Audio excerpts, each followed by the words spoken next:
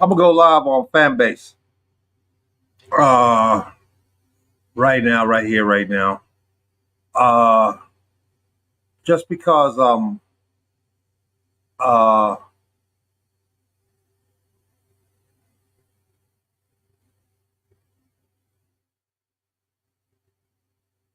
um I'm gonna go out on live on Fanbase because I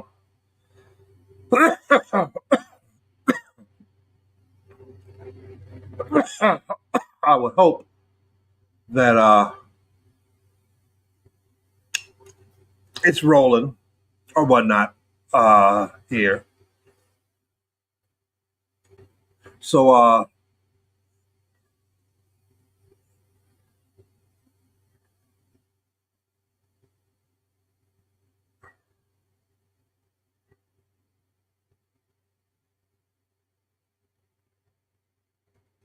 right. For some reason I'm trying to do this uh mutually on Fanbase as well as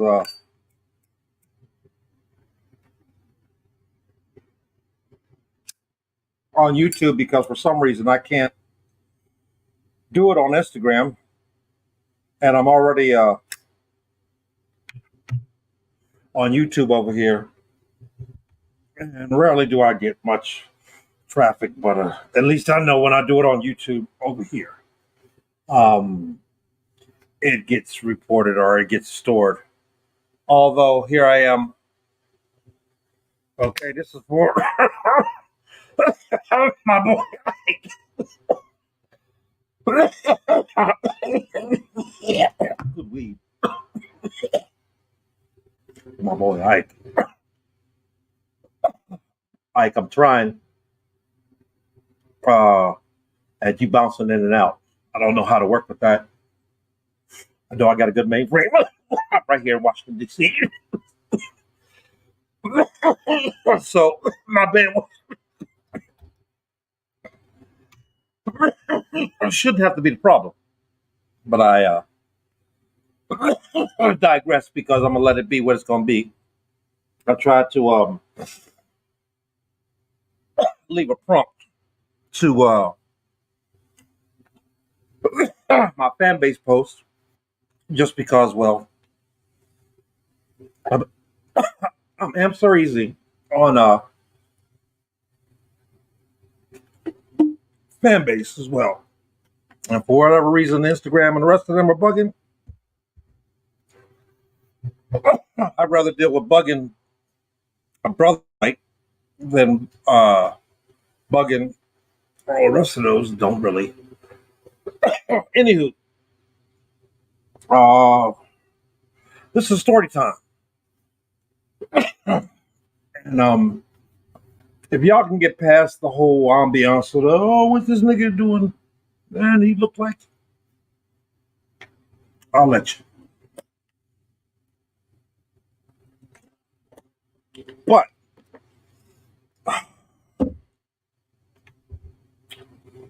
I got to get this out, man, because I'm over 60 years old, single, in good health.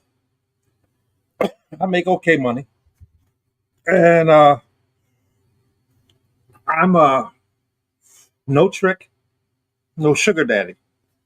I'm a father. I'm an uncle. I'm an avid fan to the female form. And whatnot. And that's not really what the issue is here. So let's keep this in mind that I'm an avid follower of a lot of the street posts and stuff like that, especially on YouTube about, the common people with a little hustling twist or whatnot to it. Because, just like Jesus had Mary, we can use a little more tolerance and respect to the hoochie-fied type for all of you uppity Negroes or whatnot. And yet, that's going to be a part of where I'm trying to get at with this. I wish that I could somehow or another reach somebody, anybody. You know what?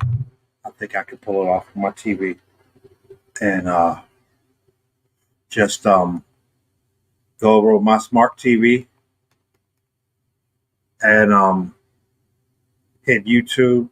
Even though my smart TV, for some reason, when I go to YouTube, has this kind of quirk where it tends to screw me over by way of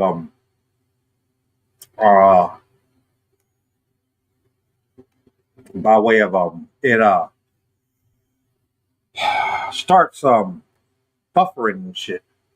I don't know what it is. I think it's more my TV than it is my input.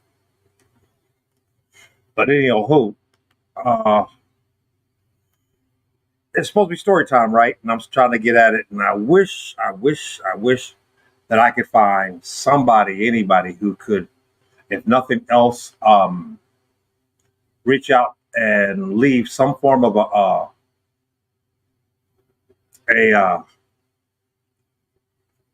indication that you can hear me, you can see me, and I'm coming along at least good enough for me to continue this without bugging. And I've tried this on several other occasions with different technology, and it ain't sucked. It sucked. So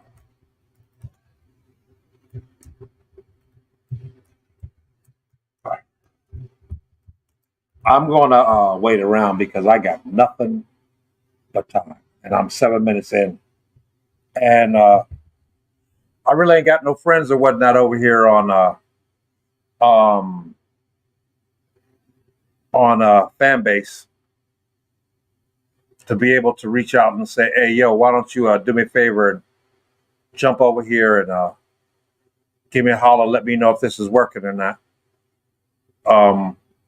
But I'm hitting up a few folks right now and see if I can get at least a shout from somebody somewhere out there. Just because. Let me hold hope. Back to fan base. And back to YouTube. All right. So, grown ass man. Here's my story tell. My story time is no good deed goes unpunished. It's become a phrase of mine that, as logical as it finds itself at times, when I get a chance to expound on, well, part of the reasoning behind that phrase is, man, these glasses and this gleam just seem to suck, and I know that's just only going to cause me to have more. It's so much more of an awkward kind of vibe that as I did it, once again, my fan base is bugging because there's a lot of energy coming from these here eyes and whatnot. And I know a lot of people out there might be misconstrued in its effect, but I'm gonna give it all to you right now because I ain't did any of these in a long time, and I'm hoping that in the process of me attempting to do so right here, right now, somehow some of you out there may find the ability to catch where I'm at, pick up what I'm putting down, and maybe, just maybe, help me to at least know that this right here is being delivered. Because, yeah, as you can see, and if you follow my page, I've really honestly sucked lately at doing these because By the time that I know or don't know or whatnot, I'd freak out and just end it and go back to look and review it. And by that time, whatever energy I thought I might have, gone.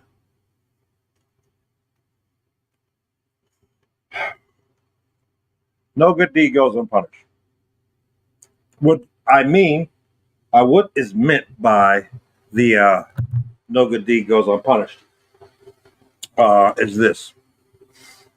I truly, honestly believe that we all have this kind of instinct or desire to do good deeds. And in a lot of cases, some of us tend to find themselves taking the shortcut. You know, having a good day, you want to, do something good for somebody. And so you driving along. Somebody just happens to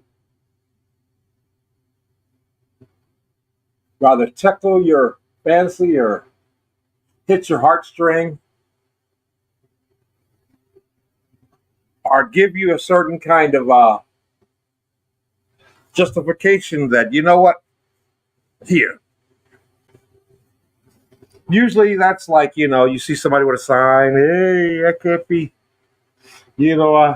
I'm hungry, I need to eat. And you fall for it, or you have some kind of moment where you really honestly believe that maybe, just maybe, if I give this person, they won't go out and buy some crack or some dumb shit. Maybe, just maybe, these people that I choose to deliver or offer some form of a charitable donation, maybe, just maybe, might receive this blessing as a blessing.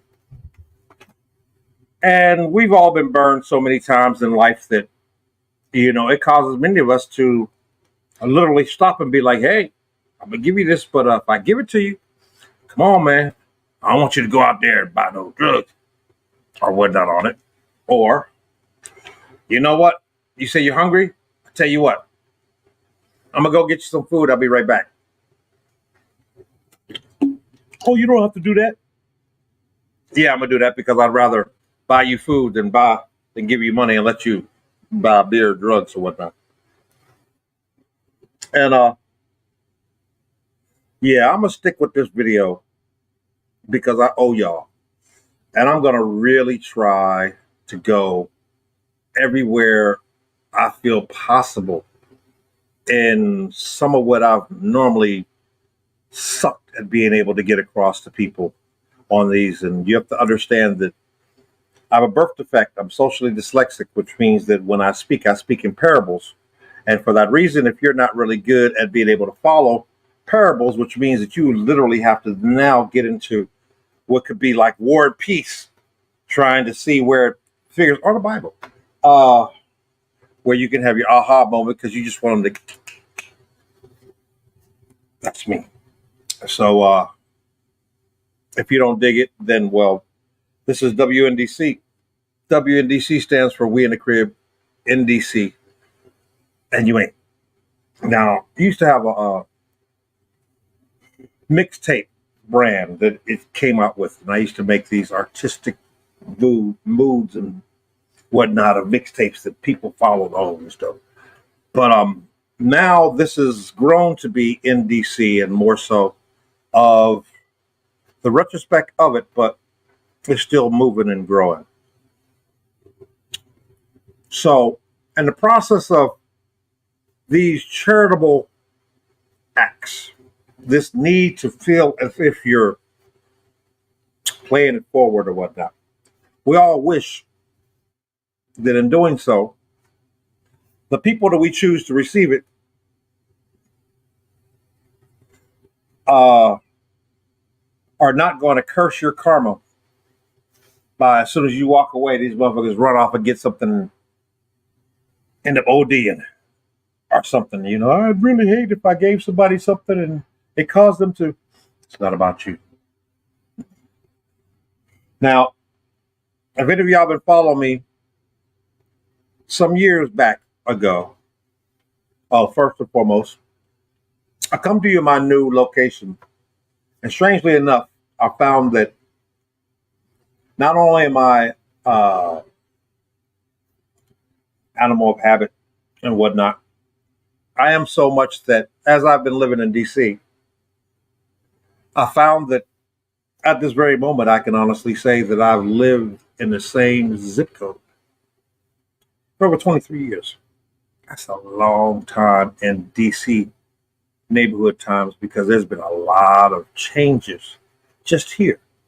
Um, and yet, what that means by way of me actually broadcasting right here, live and in person from the nation's capital, where I can walk out my door and every street that I pass on the way up and down, I get to see I'm just a bill of the Capitol right there. And yet, what drives me to be on this dirt tends to be the actuality that as a person of color,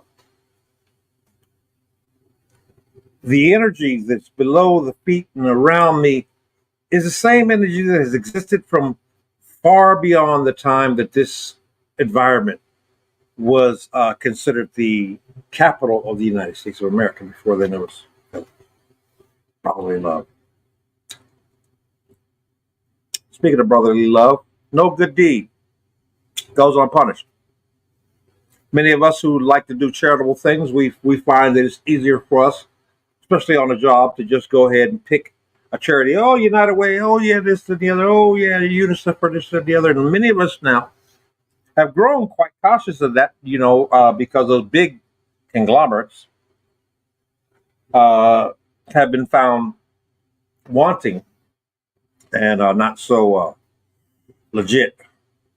You sit back there, you go, damn, man, I don't know, Epstein was feeding off of UNICEF or whatever, that's here and there. No good deed goes unpunished. A lot of times we as people have this kind of instinct where we want what we do when we go to church and we pay our tithes, and then we fall for the coming to Jesus or the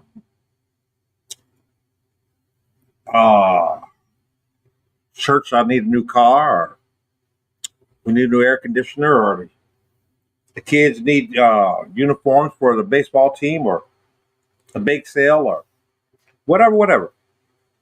Bottom line here is the act of charity is so many different things to so many different people. And I mean that by way of we all have people that we know, that we mess with, that we tolerate, be them people in our neighborhood, people in our family, even people on our jobs that we tolerate, almost to a charitable state. If I didn't think I was going to go to jail, I can't stand you, this, that, and the other, but I got to work with you. Yeah, that's old so-and-so from the neighborhood. They've been here and been like that. It's 2-3 generations of them. While, yeah, it might seem like a eyesore to some people to live in some places that still have some existence of the wood, or generations. There's a certain amount of charity that many people kind of struggle with. And just the mere fact that these are the people in my neighborhood, and we all hope and dream that in some ways or another we can make a difference, be there for somebody, this, that, and the other. And sometimes we do so in hopes that if nothing else, if I'm going to blow this money, at least I can blow it on somebody who's probably going to enjoy what it is that I probably just blow anyway. In a gangster way of speaking, many of us sit back and have had times where we sit back and go, man, I'd rather give this little couple of ducats to one of the homies in my neighborhood before I let some of these people out here in Tent Village go out there and perpetuate that trailer park mentality that, all of us find even more unsightly than just the basic neighborhood poverty that we all have to exist with as we gentrify our existences. But being a glutton for punishment is somewhat just like that. It's kind of like knowing that you're going to have to live on a block with some people who might be unsightly, with some instinct or reality of, damn, man, it's a nice house, but it's on a whole stroke.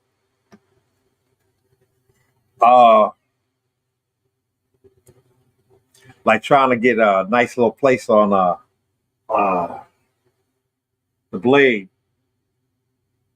Pick one, good one. Feel what I'm saying? And yet, there's several forms of charity. Sometimes you see poor little so and so, and we really have grown to have a certain kind of place in our heart for sisters, especially. Me, especially because I found some of the beauty, some of the essence of what is the strength that some people will never know. And some of these sisters with questionable characters and whatnot in life, all the way to the point where I sometimes try to find a justification and considering that even if some people would find it even insulting to even consider that could be your mama, your daughter, your sister, your brother, the fact remains is that it's been our mothers, our daughters, our aunties and grandmothers and whatnot, more than it's been any other race in this game here on this planet. And so I would like to at least keep reiterating how this story time is not your average story time, but I'm not your average person. So want to hear the story? Well, the story want to hear? Here you go. All right. It's I ain't got my glasses on.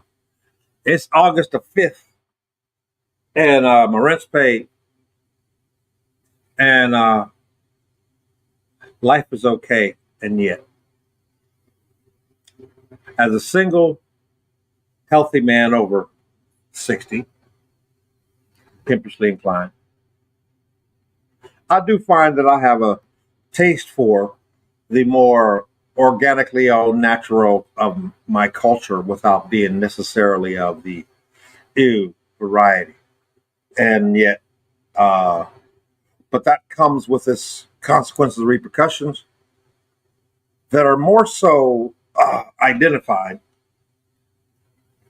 in our culture than in most. I think BBD said it best when they said, that girl is poison. Never trust a big butt and a smile. No good deed goes unpunished. There are many a day that many of the people, our people, find themselves in situations where they necessarily wanted to trust, kind of trust a big butt and a smile. Most times, they had to blame it on the alcohol. I come from the Freaknik generation. So I'm sure some of you out there can understand how, in its defense, a lot of where I'm at today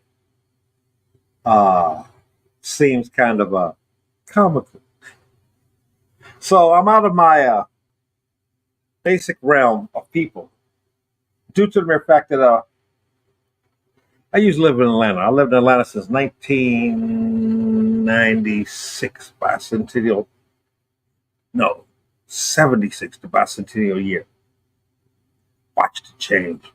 Beautiful. Sisters, everything beautiful. Black has always been beautiful in its own little way for me. And yet, for many of us, we know that One of the things that sucks the most about being black, one of the things that sucks the most about being pro-black, man, this fan base, this fan base fucking feed sucks. Yo, me and Ike, we gonna have a long talk. One of the things about us as black folks, nothing sucks more than a good deed go unpunished. I'll say this again for the folk coming in from the back. Nothing for black folks sucks more than a good deed go unpunished. We've known them. We've grown up with them. You know, you want to give to the little kid and this, that, and the other, and you know, you want to, set something out and your uncle steals it, you find out that your favorite cousin or whatnot screwing your kids or, yeah, I went there. I went there because for people of color, no good deed goes unpunished quite often. We want to believe until we hate believing or wanting to believe. And this is where my storyline really hits home because as I sit here talking to you, I wear leather on my dominant hand, but also today wear my incarceration identification for my weekend of the punishment into which I did a good deed. And now all I've got is this video. And so I hope that somebody out here can understand that in doing so, I'm not trying to ask anybody for anything, but sometimes, what sucks the most is when you do good deeds that cost you more than what you want to put in the collection plate. For me, I'm still absorbing the consequences that exist. What I mean by that is earlier on last week, I had a girlfriend of mine.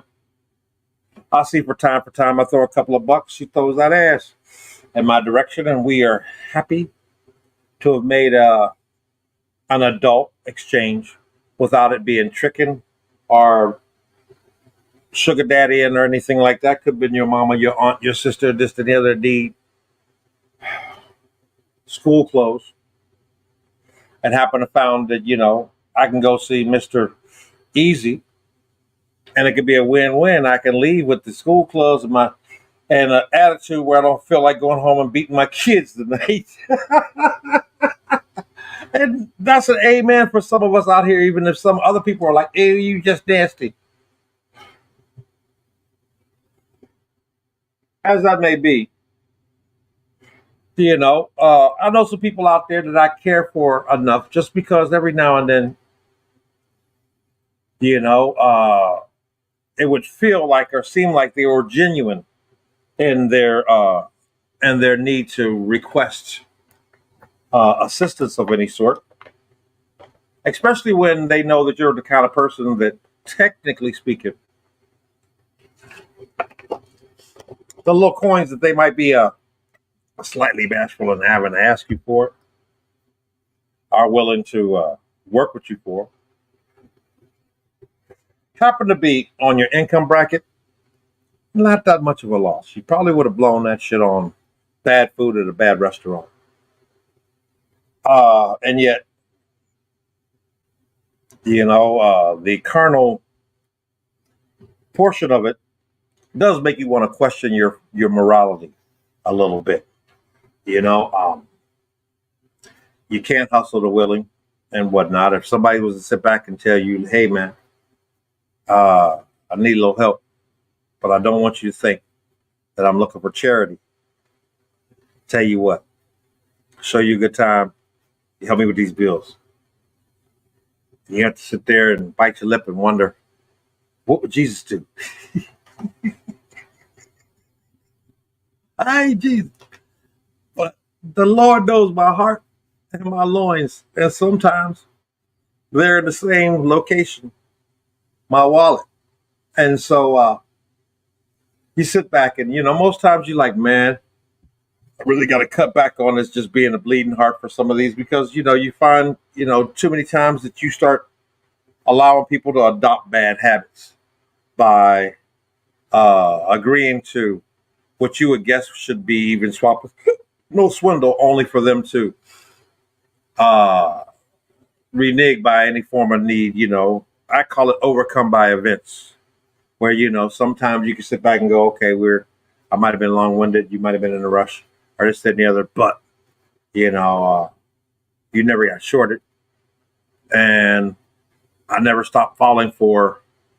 I'm gonna get you, uh, yo, man. I owe, or this, that, and the other. That's the kiss of death in our black communities, if not in a whole lot of other realms of culture. And so I'm pretty sure there's some of y'all out there that can amen where I'm going with that. But you know, it's like old Wimpy. I'll gladly pay you Tuesday for a hamburger today. You know, it gets just as simple as, excuse me, ma'am, I can't lie. I want a beer. And you'd be like, man, some days you'd be like, man, I'm tired of these people begging. Hey, can you give me 75 cents? I need this, that, damn well these people sitting back there and you going, what kind of person will be asking for money that kind of low? Know damn well that their only intent is definitely they trying to get something right here, right now. Not realizing that environments like was at Kensington or whatever out there in Philly is a perfectly good example of that, where you had no idea that, while you sitting back there and going, well, they're not asking for enough to buy crack. But in reality, they going out here buying fentanyl and all this other shit like that, or doing this bullshit, or dipping, or this or they don't want to smoke weed with you. They got to get their funnel, this, that, and the other, to the point where you scared to use a funnel, even though it's supposed to be no more different than a backwood, and yet, these mugs would do that. And you look at them and you'd be like, what the hell is you smoking? No good deed goes unpunished. For a lot of you out there, no good deed goes unpunished when you catch somebody on, a bad day. And not that you want to take advantage of it, but you try to be a better recipient than some people you would guess would probably take more of advantage of it. When you know damn well that by the laws that govern this land on black and white legally, anyone who is under the influence, rather physically or mentally or whatever, aren't what you would consider reasonable people to attempt to have a consensual exchange. And this goes all over the place. Matter of fact, where it stands the most is when old folk take advantage of young folk. And you know damn well you shouldn't, but man, the older you get, the fewer people it is to do on your own age group. And yet, that's not an excuse in theory. So even when I'm not really big on this trick concept or the sugar daddy concept, and yet that's a big thing nowadays. Everybody's like, man, I wish I could get me a sugar daddy without the sugar. I want to be a sugar baby. I want to find me a couple of them financial slaves to just get a kick out of sending me money. I want to be a webcam chick. Tune on all the time. Not work so hard, you would think, trying to gain them coins. And yet, you ask some of those professionals out there, they'll tell you,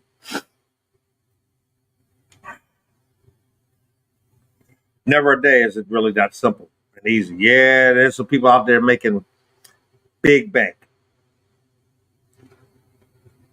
But You can ask any therapist out there, they'll tell you, man, price to pay for all that shit.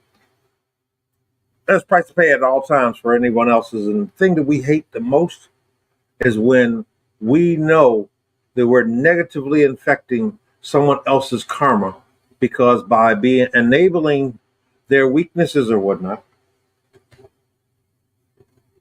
we just may possibly be author of their demise. And yet we justify that by way of, come on, man. We can just pray that they do the right thing, even if the odds aren't that big. And for me, it came by way of this call of distress. Hey, I need a place to stay for just a couple of days because my family is on some shit and I'm really fucked up right now and I got nowhere else to go. I got nowhere else to go. God damn, this feels like that scene in New Jack City when Mario Van Peebles had his little baby and they were on a coast. They were on a coast and he's talking about back to the white dude and Ice-T. And he's like, man, look, it's over. See, this is the problem. I trusted you and you trusted the crackhead. And the white dude was extra pissed off. Hey, man, he was a good guy. Chris Rock, Iron Shin, who's professed in his comics, white folks hate niggas, black folks hate niggas too. He ain't saying one lie in the whole thing, and yet, on any given occasion, when we find ourselves in our culture dealing with somebody whom we have invested in that act of doing the good deed, this time, only for them to turn back around and not only make you really wish you hadn't, but even place even more of a loss on you than on them. And this is my story. So, little shorty, she's like, Obi-Wan Kenobi, you my only help. I need your help. Sister's out here, she got nothing. I just need a day or two, sister out. And I'm pregnant. 2 months. And man, I even hate saying how messed up this is. My cousins and I are fighting. I mean, literally, they going out and getting extra people to fight with me and this and the other because I'm complaining because my cousin raped me when we was, doing whatever. I turned back around and this motherfucker just decided he was just gonna take the booty from his cousin. And all the other cousins was pissed off because how dare you come out your mouth, girl? You probably did. With your fast ass anyway, the way you are, you probably, you probably mad, blah, blah, this, and the other. And I'm like, so I'm like, I'm open for a good deed because, with sisters, regardless of how everything turned out, my dumb ass probably did it over again because I really wanted to believe that she was worth what I felt the risk would have been. And so not only did I accept her in, and she actually showed up with pizza. Most people in need, I can't stand. Even people who ain't in need claim to be your friend. I can't stand people show up empty-handed when they know they're going to be there. Not like I'm asking you to come in and bring spare toilet paper. If you walk in and I ain't got but one roll,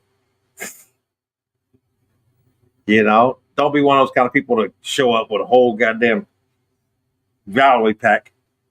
You don't even open after you done used all of it. No good deed goes unpunished. I've had my fair share of little simple shit. Enough that, some people would say you know better. But you never know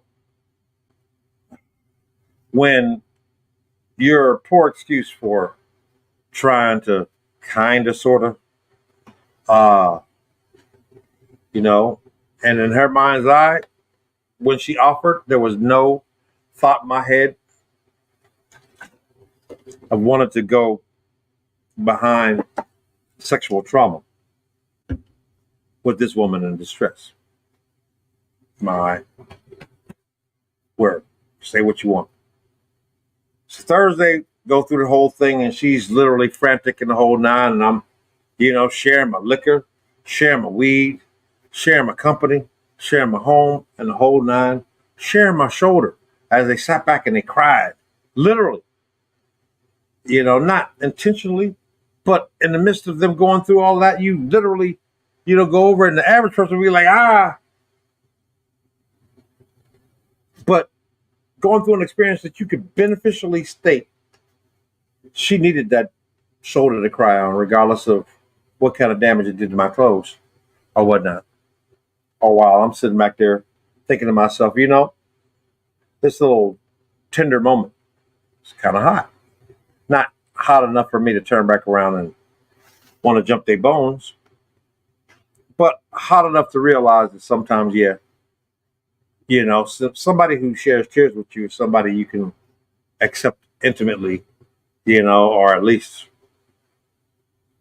consider at a later moment of day. That if, they are appreciative of you being there when they need a shoulder to cry on, that you would have to question, their intent when they want to reward you with a happy ending and a snuggle. And yet, at no point was I ever prepared to consider that this shit could be where it's at now. What I know now is that I'm a craftsman in a very unique industry where your personal status is, your thing. And for me, having a good government clearance with no federal dirt on your records is lucrative. So when all of a sudden you're sitting here after the fact, realizing that not only do you no longer have access to someone that you would have felt deserving of a risk so great that the sheer mention at this point would be insulted, considering the amount of shit that they're still going through right now in their life, which is more important than you try to bitch and moan about how fucked up you are right now, in your, $2,200 apartment you paying all by yourself, smoking and drinking, all comfortable and peaceful of my ass out here on these streets. So I get it. But no good deed goes unpunished. And I sit before you trying to at least state, if nothing else, at no point am I bitching, moaning, and complaining why it's anyone else's fault but mine. Due to the mere fact that I trusted them, and even though they ain't pookie, they're pookie-ish, was something that in many ways I struggle right now with accepting the mere fact that it would be insulting for me to even attempt to accuse them when you probably shouldn't have, but you didn't. My sister, who's the judge, baby sister, when she spanked me verbally. She was like, everything you're saying, first thing you should have done is got it on paper. Second thing you could have done is make sure that her ass reported this thing and all this other stuff like that, because, and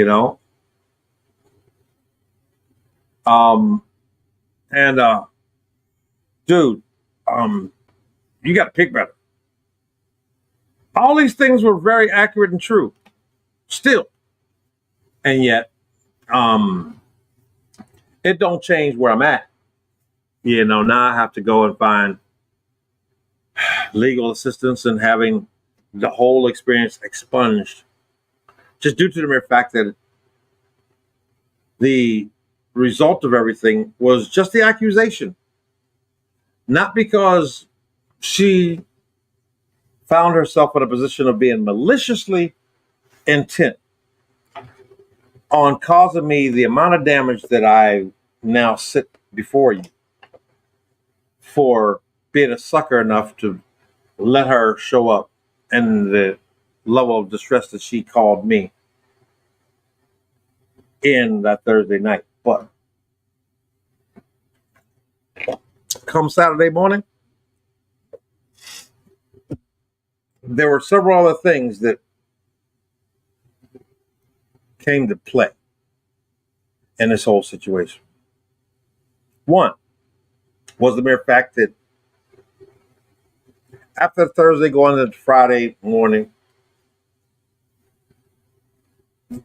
due to the experience that we had prior night and my, donation of, hey, look, you need some money in your pocket. I'll probably see if I can throw you a little extra. Because, you need it, here. Throw this on your Cash App. Because ain't no need of me trying to act like I got cash. I got cash, but, later for that. Because, Cash App was more than enough for nothing. Wasn't expecting nothing, wasn't demanding.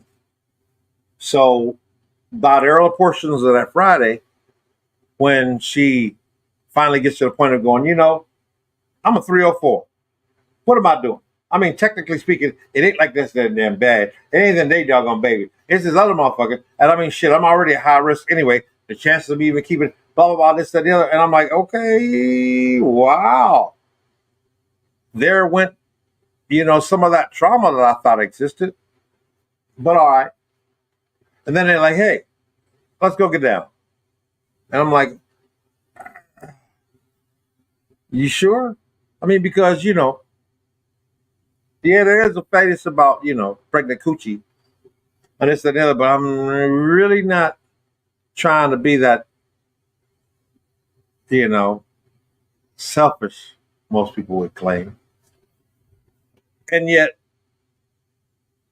the red flag in a lot of that also exists by way of going, dude, shut up. But men sometimes don't be thinking because they thinking.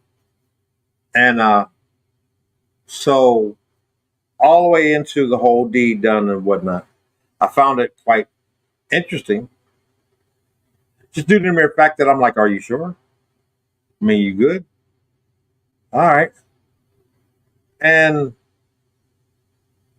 oddly enough, I actually had a pull-out game included. A happier ending that I've had in her company in a little bit. Once again. And yet, never would have thought much of it. In the process, I'm hungry. I get food for us that night and the morning and whatnot. And yet, I got this gallon of liquor that I keep around so that people don't drink my special shit that I like to collect. And this was a whole bottle. Thursday, Friday morning. By Friday afternoon, I'm watching how I damn near got to half And I'm like, oh, ain't you this? I mean, I know you okay about, now your thing is working and you back in 3 or 4 mode and this, that, and the other, but yo, you know, um, and as that was occurring, then her attentions and attitudes towards her online and personal people and whatnot just this, that, the other, and I saw it flip. And in retrospect, I remember talking with her prior, uh, and didn't see it coming because I sat back and I was like, people with addictions, it don't matter what kind they have. And what I've noticed is that no matter what their addiction is, as soon as alcohol is involved, that shit goes. I don't know what it is now, but when you think about now, there's some folk who can drink, they just drink, but there's a certain type of person that you never know what exactly formula it is, but for some reason that they get this much, and then all of a sudden, all bets are off on sanity and everything. And the more that you try to point that out, the more that they go, you know what, you know. And I have to admit, I watched that shit in full blown. That for the rest of that Friday, all the way up until that Saturday morning,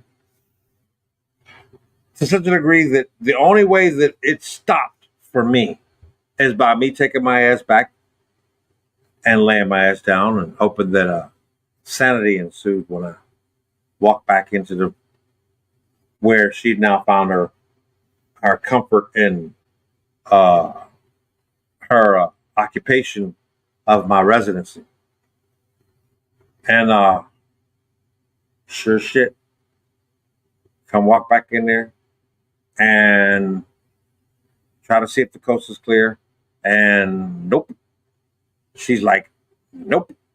Where I'm at right now, I'm gonna tell you right now, I'm gonna be here for a whole fucking weekend, at least until Monday, when I talk to my counselor and he may be able to find me. So it might even be Monday, And I'm like, I got workbook.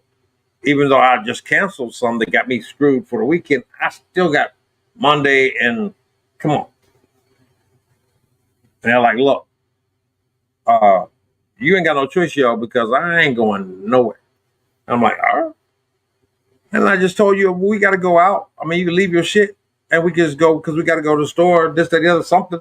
You ain't just going to sit here and drink up all my liquor, smoke up all my Newports, sit down and, put a dent in my couch, and being very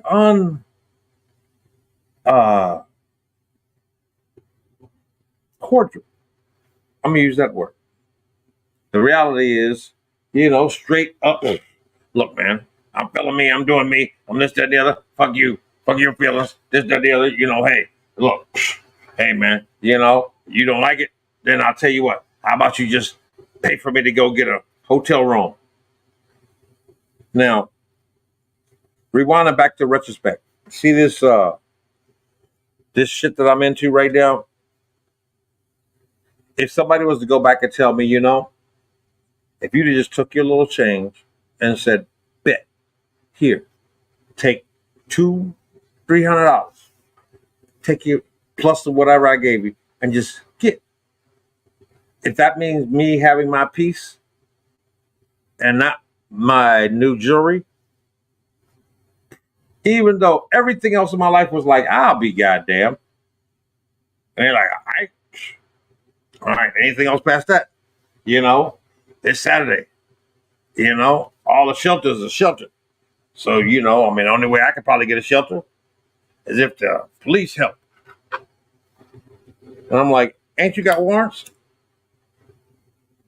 They're like, yeah, but all I need is for them to be able to, walk me into one.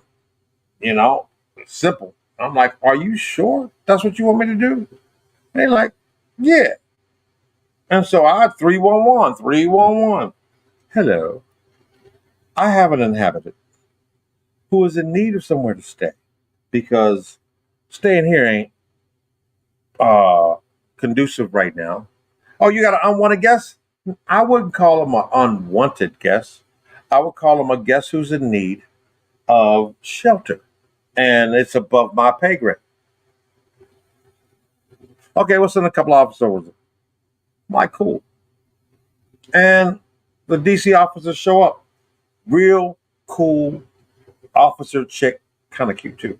Kind of Hawaiian mix in her, real cool. You could tell that we shared the same LBGT, community-ish kind of vibe and whatnot. And she was real down to earth, understood what's going on. She said, "Oh, ain't no violent, no, nope." She's like, "Okay, well, let me talk with her. Talk with her. Everything's cool. This and the other." Then this other brother come in, kind of chubbier cop dude, one of them kind that you never want to accuse him of being okay with some shady shit, but the mere fact that it took him half of the experience to notice that his zipper was open didn't help none neither. So anyway, they sitting there, we talking back and forth. I go out and talk. They come in and talk. In the meantime, her and alcohol and the whole nine are going where they're going. And she's just fishing for what to say, how to say it, to make it look like, look, and I just need to get out of here, get me out of here, this and the other. But what she says then comes off with a couple of cue words that caused the officers that were there to stop their investigation and call in detectives. Because anytime a woman says these phrased words, it is their duty to then hand over this situation to detectives. And to which the detectives show up. His brother and his white dude with this nice, hair, goatee thing, who just sat back. But the brother was like a little slim, kind of, straight up uppity Negroish kind of detective dude. Came in, check out the vibe and this, that, and the other. He was like, all right, what's going on? And then he was like, okay, let me tell you. The reason why I'm here is because they said a couple of few words. And anytime somebody, says a couple of few words, then it becomes my job. And because it's my job, this is a whole different thing now. So why don't you hang out for a second? I'm going to talk to this young lady out here. They go from talking right outside to talking to this car. To talking to this car that now they move from up the street, down the street to the corner. To talking to them in the car that they're down there on the street. And now there's an ambulance right behind. I'm sitting there going. So by the time that they walk back in, they walk in with the other officer, the other chick. She walks off because I don't think she really honestly had the heart to see what was about to happen. Other dude, he was one of them ghost kind of dudes who was like, hey, man, sucks to be you. He sits there and he's like, all right, look, I just want to let you know. You have the right to say anything or you don't have to say nothing. But being that these allegations or whatnot, I'm like, what allegations? You tell me what's going on. What is this about? Come on, man. This is all about trying to do a good deed without being punished. Next thing you know, dudes, like I tell you what, here, you're going to say whatever you said, it still don't change anything. As a matter of fact, why don't you go stand up and you got cuffs? Put them on. I'm like, cuffs? Now I'm sitting here. I ain't washed. I ain't changed my clothes. I've been sitting back here on duty trying to comfort this poor sister in distress and the whole nine.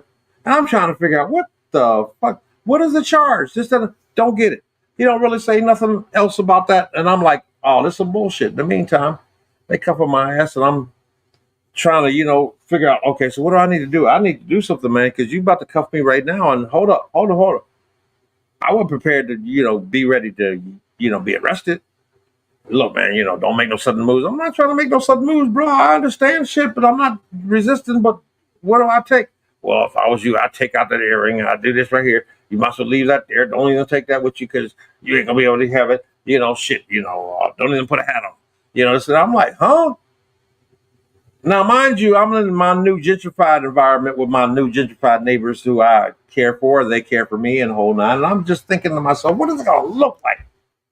All this shit, all this commotion done happened. All because I'm taking the advice of this sister in distress by way of trying to find her suitable housing. And now I'm walking out this motherfucker with handcuffs in broad daylight. And not even prepared for the experience of sitting in that motherfucker little bitty ass goddamn compartment. Cuffed and in there, it's hot air ain't blowing around there. And I mean, I didn't even realize I was claustrophobic, but that shit right there was wee.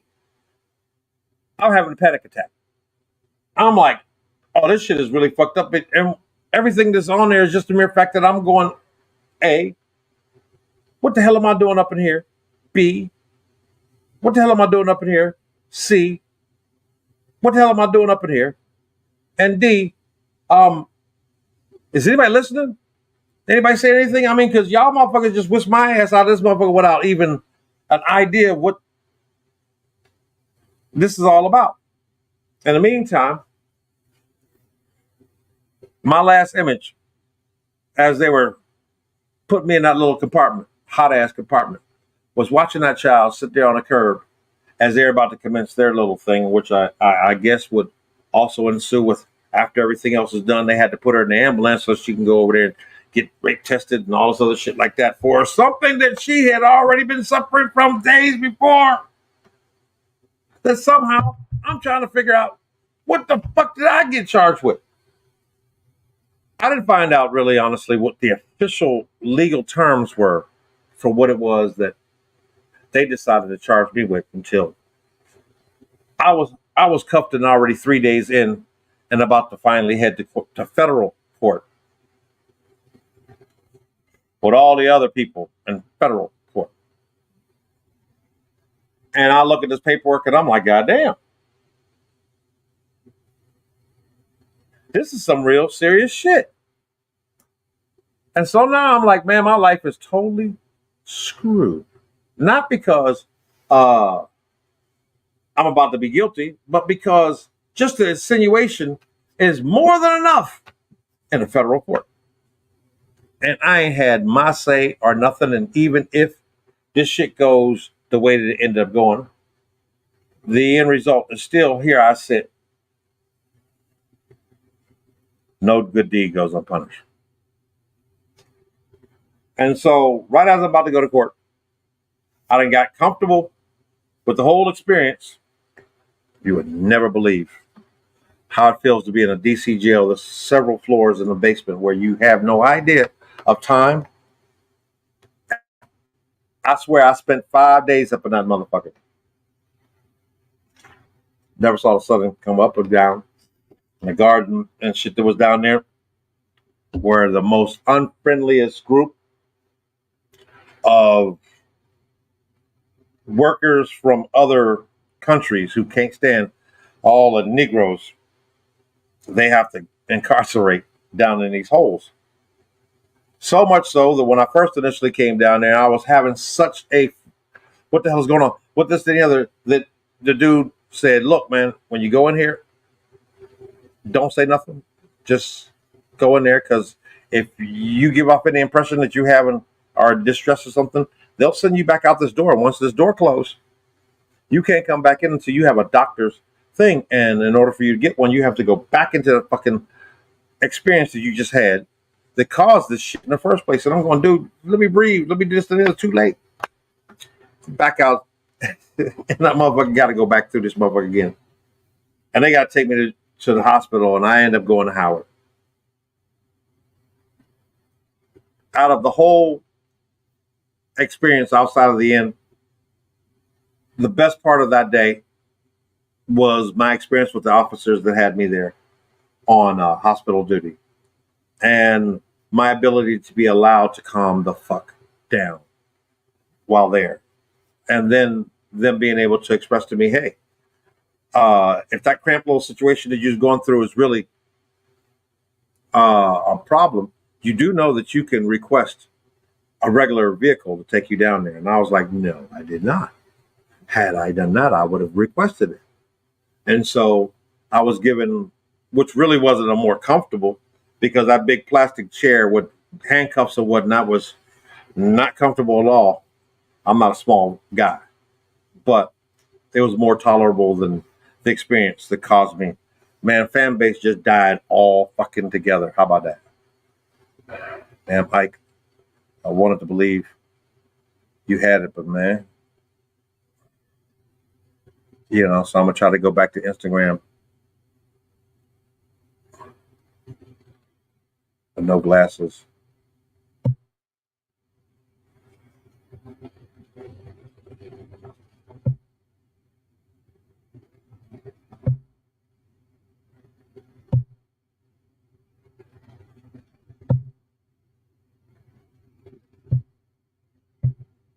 All right. And looked like Instagram got me on the punishment. And fan base, it just literally glitched the fuck out.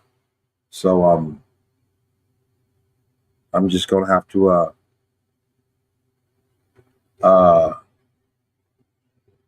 go live on Facebook for the last portions of that, even though I've lost a lot.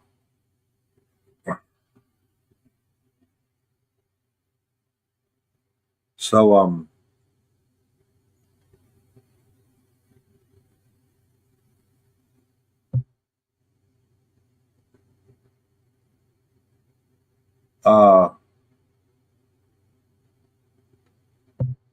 yeah, yeah, here I go. So 3, 2, 1, and I am now on Facebook, which I probably should have done in the first place, but I tried to give Ike Isaac Hayes' son, who owns fan base, the first try at trying to go live over there. So now, for some of you who are now coming in on Facebook, if you could do me a favor and at least give me a hey there, hi there, ho. As a matter of fact, if you're on there, if you can jump over to my YouTube channel and at least make a comment on my live, which has been on for a minute, that would be even more of a help right now. So I've already been over an hour on YouTube with this storyline. The whole story thing is about no good deed goes unpunished. My story time. And the whole thing revolves around just the mere fact that the worst thing about doing a good thing for good people is having to live with the fact that these good people aren't as good as you think. In the case of what happened with me, I don't want to believe that it was just them maliciously putting me and making me end up in a situation I am, more so than due to the mere fact that after everything escalated into this other group of people, these detectives, and they were filling you, dancing in between. Well, yeah, all I really want is a place to stay. To such a degree that just mere fact that they were now being called in there automatically, somebody got to go. And I'm pretty sure that this evening, no matter where they are out there, I hope that this finds them as well. They'll be in some kind of mode of wanting to at least be able to say, well, I didn't intentionally just, and it didn't matter. You're hanging out with your peoples, and all of a sudden, one of y'all flip out. Next thing you know, authorities are called in for whatever reason. And whether you wanted it to be that way or not, the way things are situated, somebody's got to be that person. And Even if you didn't want it to be to the point where you basically, as in my case, step back out and be like, I don't want to prosecute just another, just let them go just another, and even though it was beautiful walking out of there, free after that experience, the fact still remains that I've got a lot of work because there's a lot of damage that's done to just my persona, my image, just due to the mere fact that no good deed goes unpunished. And no way can I better explain my story time as to where I'm at right here, right now, right here, right now, right here, right now, than to realize that, when we're little kids, people used to say, sorry didn't do it, you did it. It don't matter if you ever say sorry or whatnot. It don't matter if you are apologetic or whatnot. It don't matter if you're sympathetic or whatnot. It don't matter if you really are feeling some form of animosity for basically having, extended your charity or whatnot to someone that had no idea to what level your ass would end up being punished due to the mere fact that it wasn't that concern in the first place. The bottom line is, at the end of the day, it's all on me. Would you do it again?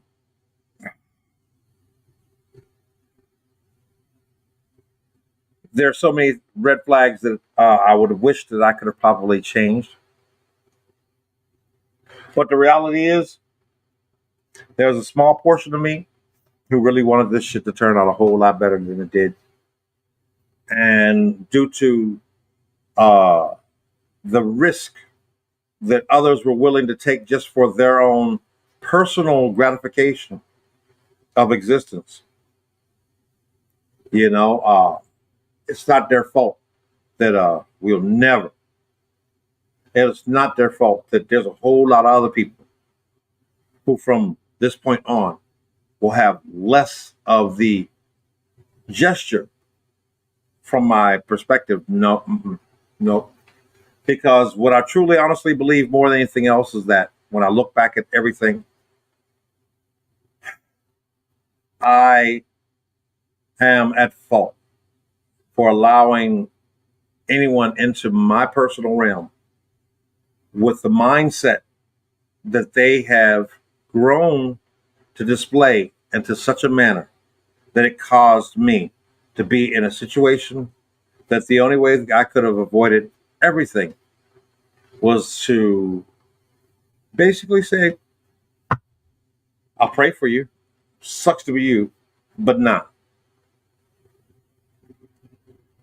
And there's nothing that sucks more when we as people find ourselves in these positions where real legit situations have to go into that same category just because what are the odds? And the worst thing about what are the odds are when, just like New Jack City, you put your trust in them and they put their trust in a crackhead. And now the whole operation is gone. Hey man, what you talk about Pookie like that? Everybody's got a Pookie. And those Pookies will cause you on many a day to believe that while humanity deserves just that, you feeling the need to volunteer to be that person is on you. Fool me once, shame on me. Fool me twice, shame on me. Fool me 3 times, shame on me. It's all shame on me. Why? Because when you do anything that you think could be of a charitable nature, the one thing that you don't get to do is blame the charitable recipient if anything about that causes you any more harm than what was intended. Just due to the mere fact that if it wasn't worth it, at the end of everything, if it wasn't worth the intent, then sleeping with yourself wouldn't be as comfortable as the amount of sleep lost, all because, and I'm not going to tell you no lie, this little arm bracelet shit from, the feds, and having to spend a whole weekend underground in a DC jail run by a bunch of immigrant um, employees of a private owner, in a place that you can't even tell when it's sunlight and not, and realizing after everything is said and done, all of the loss is on you. You can't even fix your face to try to want to say, you owe this and the other. I don't. The reality is, my biggest struggle at this point right here, right now, is what now? Already in this day, I've had 2 other people pop up with the audacity to a point where I'm forced to literally sit back and try to say, excuse me, I hear what you're saying, but what I'm trying to say here is, I just went through hella shit, and I'm just looking for motivation. And just like in this last situation, what bothers me the most is when somebody says, hey man, can you do me a favor, do this for me? And you sit back going, what's in it for me? Not that you want to say what's in it for me, but in most cases, you just want to know, is this going to be something that's not going to be something that I can at least feel good about? Somebody calls you, you barely know. They asking you for you to feed them and their kids. You ain't never met their kids. You barely even know them, if that. And yet they don't say, have you eaten? If you help me, if you were to sit back and say, hey, what if I just give me your address and I'll send you over some food? They'd be like, no, never mind. Now you really in your feelings, because now you realizing that, well, just like people out on the street, they ain't, I'm hungry, I'm homeless, I'm this and the other. Now you're like, if I give you this money, what you gonna do with it? Even more so when you sit back there and say, look, this electronic banking shit is too damn easy now. There's too many people now that just go throughout the course of their day, just shooting a shot at who's going to be willing to just send me some money. Hey, you do me a favor, you send me some money. I need some gas. Oh, send me some money. This, that, and the other.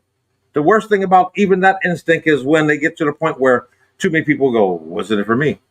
And so they would say, I'd like to come see you. No, damn well, there are people out here that are more than willing to believe there's a sucker born every day, because there is. And the more that they offer as a reason for them to be tempted, the easier it is to find out exactly who it is. If all else fails, giving it that personal feeling just makes it suck even more. Hey, no, I'm here. I'm a real person. And really, no, I'm right here. Oh, I'm right down the street. Oh, this, that, and the other. And you fall for the okie doke, and then you sit back there with egg on your face because it was too damn easy for you to believe that, if you, I'll gladly pay you Tuesday if you give me a hamburger right now. Just send it. Send the money.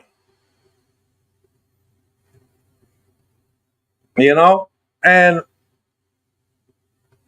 it's not just the small shit. I mean, we're sitting here right now afraid to give to the United Way or the unit stuff because we don't know if the same Epstein motherfuckers is, getting the same shit and you paid for it. We want to, give to the government, but we don't know if the motherfuckers are going to, put more bombs over there to hurt more people. And you got to sit back around here. No good deed goes unpunished. We're Americans and we're being punished by a great deal of motherfuckers that are all mad because your taxpaying dollars are being used to wipe us out. Stop it. Can't stop it. The more you try to think or look into it, the more you start realizing how many people are involved in this and struggle with trying not to have to admit publicly. Kanye was right about a lot of shit, but it's not just there. This shit is in levels. And part of the problem that we got is we're allowing more people to be conditioned to think that they deserve to be your punishment for doing a good deed. And with all that being said, Facebook, if you want to catch up on where I'm at, I'm hoping that StreamYard is going to send this shit over to YouTube correctly. And then I'll repost it over there. Y'all can catch it from there. But that being said, you good?